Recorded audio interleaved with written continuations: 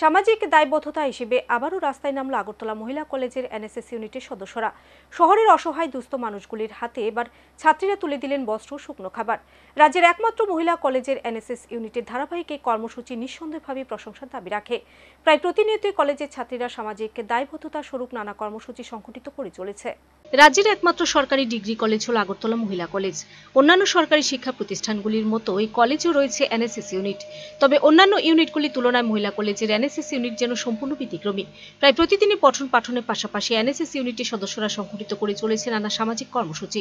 সামাজিক দায়বদ্ধতা হিসেবে কখনো বিভিন্ন বিষয়ে জনগণকে সচেতন করে তুলতে যেমন রাস্তায় নামছেন তারা, ঠিক তেমনি আবার সচেতনতার পাশাপাশি সমাজে দুস্থ অসহায় মানুষগুলির পাশে বিভিন্নভাবে দাঁড়ানোর চেষ্টা করছেন কলেজের ছাত্রীরা। তাদের ধারাবাহিক এই কর্মসূচি নিঃসন্দেহভাবে প্রশংসার দাবি রাখে। তা আরও একবার লক্ষ্য করা গেল মঙ্গলবার আগরতলা শহরের বুকে। এদিনই সমাজের অসহায় দুস্থ মানুষগুলির মধ্যে এনএসএস ইউনিটের সদস্যরা বিতরণ করলেন বস্ত্র, শুকনো খাবার, যার নেতৃত্ব দেন এনএসএস ইউনিটের প্রোগ্রাম অফিসার রমা ভট্টাচার্য।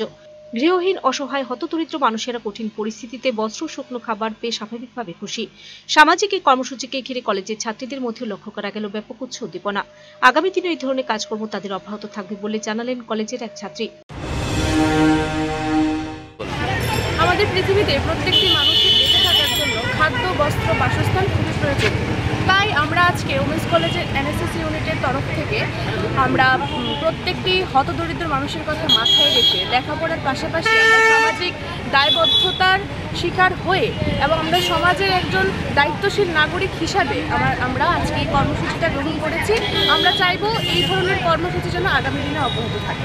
কর্মসূচিটা কি? আমরা হতদরিদ্র মানুষের হাতে বস্ত্র এবং কিছু শুকনো খাবার বিতরণ করছি। এটা কি এখানেই শেষ হবে না আগরতলা শহরের অন্য অন্য জায়গায় আপনারা দেবেন? আমরা আপাতত লক্ষ্মীনারায়ণবাড়ি স্থিত।